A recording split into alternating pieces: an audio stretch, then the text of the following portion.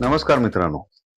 20 जूनला आमच्या जुन्या कंपनीतल्या काही सहकारी मित्रांचं एक आम्ही नुकतंच गेट टुगेदर केलं आणि या गेट टुगेदर सुरू असतानाच माझ्या मनामध्ये काही शब्द आले आणि ते आज शब्दबद्ध करून तुमच्याशी हा संवाद साधण्याचा प्रयत्न.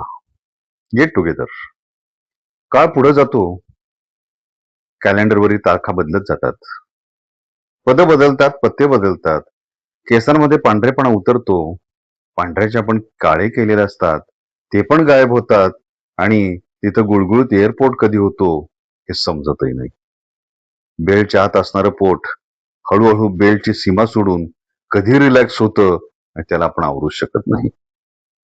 तर अशी ही अवस्था आपली काळाच्या ओघात होत जाते. पण तरी नाती अशी असतात ना, की ज्यांच्यावर काळाचा काही अधिकार चालत नाही. तुम्हाला वाटेल, की हे गेट टुगेदर म्हणजे आमच्या एका बॅचचं होतं. मित्रांनो, निश्चित बॅच वगैरे इथं काही नव्हती. इथं वयाचा आमचा मिनिमम टू मॅक्स म्हणजे साधारण 40-42 ते आम्ही 65-68 पर्यंतचा स्पॅन होता आणि या वयोमर्यादेमध्ये मधले आम्ही सर्वजण मित्र हे एका पातळीवर एका समान वयांवर आलो होतो आणि नातं होतं फक्त मैत्रीचं, निखळ मैत्रीचं. साधारण 2006 मध्ये मी माझी ही कंपनी सोडली होती आणि तब्बल 21 वर्षांचा काळ लोटला. पण या 21 वर्षांच्या काळामध्ये ही नाती वेळेनुसार फिकट न होता काळाच्या ओघात ती अधिक गहिरी आणि गडद होत गेली. आजही प्रत्येक मित्राला भेटताना असं वाटत होतं, की जणू कालच आपण एकत्र काम करून संध्याकाळी निघताना म्हणतोय, "चल रे भेटू उद्या." या प्रदीर्घ प्रवासात काळानं काही जखमाही दिल्या.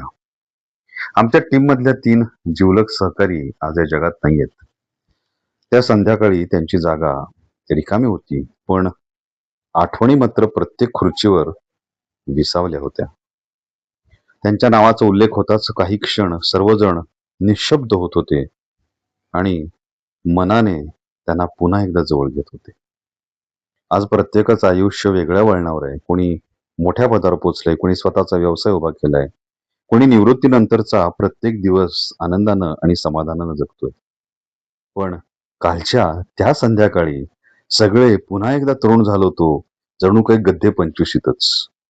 त्याच खोड्या, तीच खेचाखेची आणि तेच खळखळून हसणं. या भेटीत काळानं प्रत्येकावर केलेली कलाकुसर पण पाहायला मिळाली होती.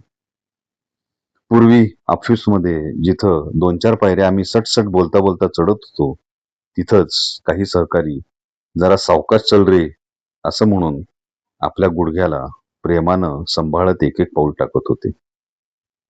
गप्पांच्या ओघात एकमेकांची खेचाखेच सुरू झाली होती. हसणं खेदळणं सुरूच होतं. संध्याकाळी 5:30 ला जमलेला हा गप्पांचा फड 11 11:30 वाजले तरी संपायला तयार नव्हता.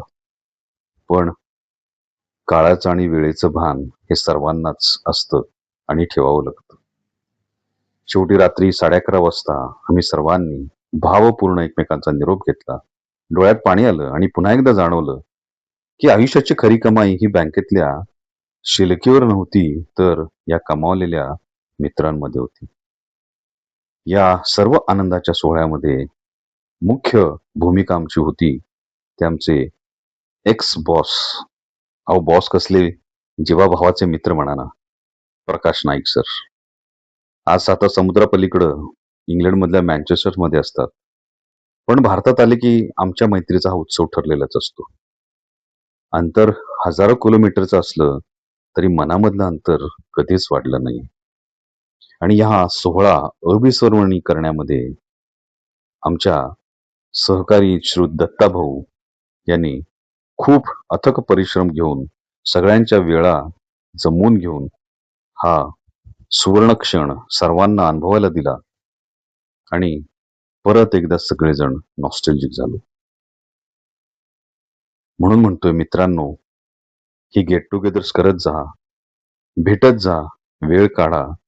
कारण हा काढलेला वेळच तुम्हाला येणाऱ्या वर्षांमध्ये काळामध्ये ऊर्जा देऊन अधिक ताजंतवानं करतोय. होय, नक्कीच तुम्ही या वाक्याशी माझ्या सहमत असाल. तर चला उठा, फोन करा, जुने मित्र जमवा, फड जमवा आणि गप्पांच्या ओघामध्ये स्वतःला ढकलून द्या. कशी वाटली ही मित्रांनो माझी ही शाब्दिक कलाकृती अवश्य कळवत राहा. धन्यवाद.